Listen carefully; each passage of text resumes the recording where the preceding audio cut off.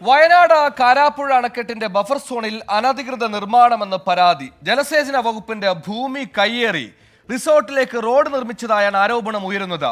വീട് പുതുക്കിപ്പണിയാൻ പോലും അനുമതി നൽകാത്ത പ്രദേശത്ത് റിസോർട്ടിന് നിർമ്മാണാനുമതി നൽകിയതിന് പിന്നിൽ ജലസേചന വകുപ്പ് അധികൃതരുടെ ഒത്താശയുണ്ടെന്നാണ് നാട്ടുകാർ ആരോപിക്കുന്നത്.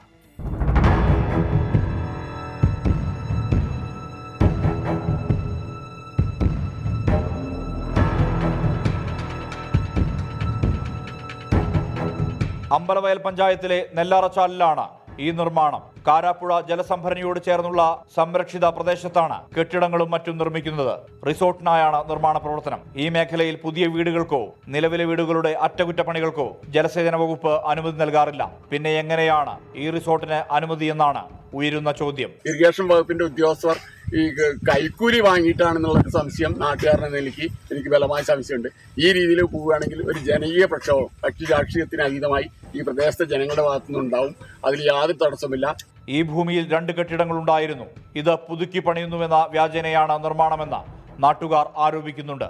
ഇവിടേക്ക് നിർമ്മിക്കുന്ന റോഡിനായി ജലസേചന വകുപ്പിന്റെ ഭൂമി കയ്യേറിയതായും പരാതിയുണ്ട്.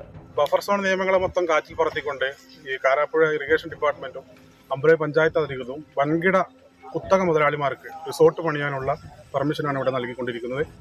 ഇതിന് മുന്നേ വസന്ത എന്ന് പറഞ്ഞ ഒരു സ്ത്രീക്ക് നമ്മുടെ ലൈഫ് മിഷൻ പദ്ധതിയിൽ ഉൾപ്പെട്ടുകൊണ്ട് വീട് കിട്ടി. അവർക്ക് ഇതുവരെയായിട്ട് ഈ ബഫർ സോൺ വിഷയത്തിൽ നിന്നുകൊണ്ട് അവർക്ക് പെർമിഷനോ കാര്യങ്ങളോ കിട്ടിയിട്ടില്ല. സംഭവം വിവാദമായതോടെ ജലസേചന വകുപ്പ് പോലീസിൽ പരാതി നൽകി.